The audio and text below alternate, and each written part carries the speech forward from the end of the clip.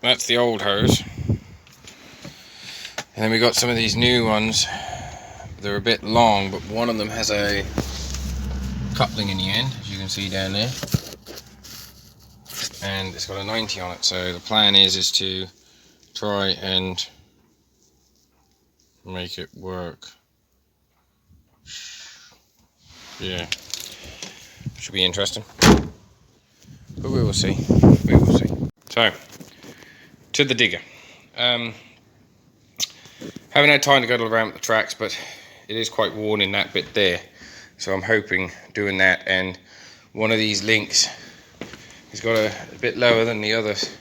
You see where it's catching the pins down there, so I'm thinking about maybe running a bead of weld across the top of the links. On the engine sort of side, we had so much fun trying to sort out filters, hoses.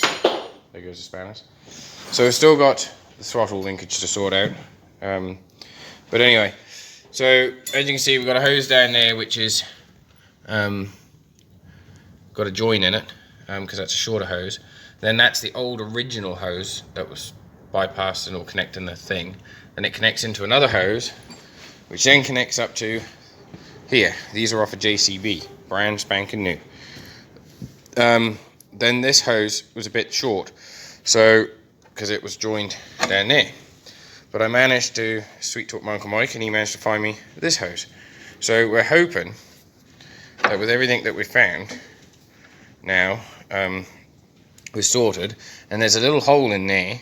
So my plan is just to cable tie that once it's done up into there. This hose will come away from the radiator once it's pushed in. And yeah, the other thing that we've looked at, we've had a bit of a lazy weekend really, because I feel like it was more of a family weekend, but so I haven't spent much time guddling around. But I have this air filter housing off a Discovery, 300 TDI Discovery, good old Land Rover. And I'm thinking about making a bracket up on here that bolts up on here with a plate, and then have a piece hang down so I can put a different filter system on, and then have this bolt mounted onto it. Now yes, I will have to raise a piece of it up, and a piece of it will have to come down to join onto that bit there maybe. So yeah, I have to bend a metal plate to fit into that, put a plate on there, then weld it into place. These normally, I think this is mounted by just pushing in and holding in place by these rubbers. So I would like to think that I could probably get away with doing that again. It's a bit of an angle line, a couple of rubber grommets set in, drill the holes for that, sit that in, but we'll see. And then that's low enough for the bonnet to go over, just. And then this hose here then gets connected up onto top here, which then we cut a piece of that off, which I found lying around, and hey presto, that's the plan. We've also got all new fuel lines for it, to replace the fuel lines. I'm not replacing the braided fuel lines, but the fuel lines from the tank to the filter housing and the return I'm going to replace. This here, as you know, was leaking, so to solve that problem I pulled it apart, and there's little O-rings in there, well, the little flat square ones. O-rings are a bit tight, but when you push them through with a G-clamp, they sort of cut the O-ring, and then it sort of seals. So hopefully it will do the job for now. We will see. So you was asked about replacing the seals in the rams. I was considering on replacing the seals, but they are worn out to a certain degree, not drastically, but to a certain degree. But this is all pitted up here. I don't know if you can see that on the camera. There you go. And it's I greased it all up there to try and slow it down, but sadly it's pitted to where the actual digger ram goes. I was going to sand it down and araldite it and smooth it off, but I think for the time I do that, I can get rams from a company called Ramco, where we got the one for our tipping trailer from, and I can't fault it. So I'm seriously considering of just buying new rams. Like, yeah, they are slightly different sizes, but the bore's all about the same size. So if I want to get the length right, closed in length right, the extension length should be right, hopefully. That's the plan anyway.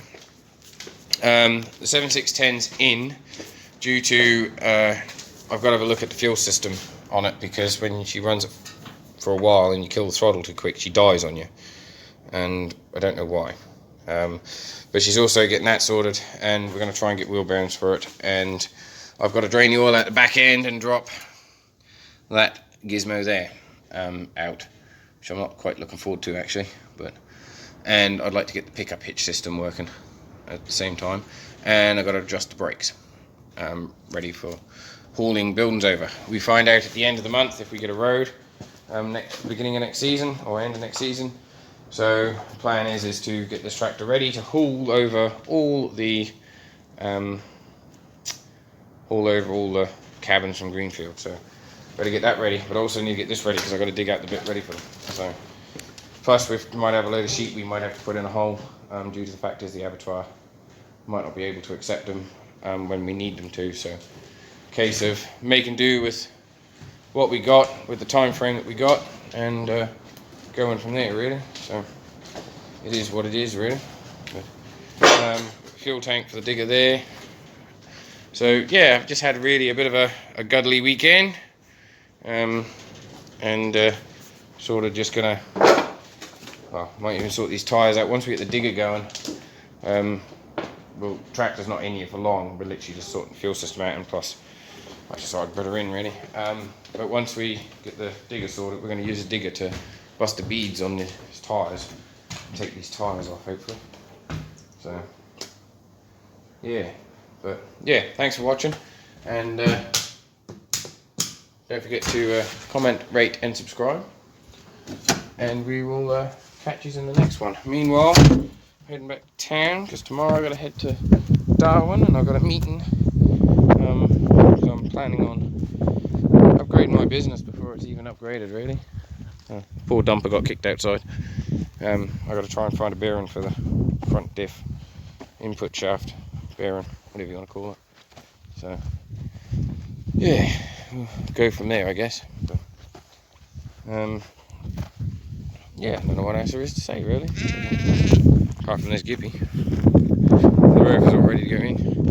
We also modified the tow hitch on the trailer because when we come out on Saturday, we had a little bit of a oopsies with the rover trailer. So I built this when I was, what, 21?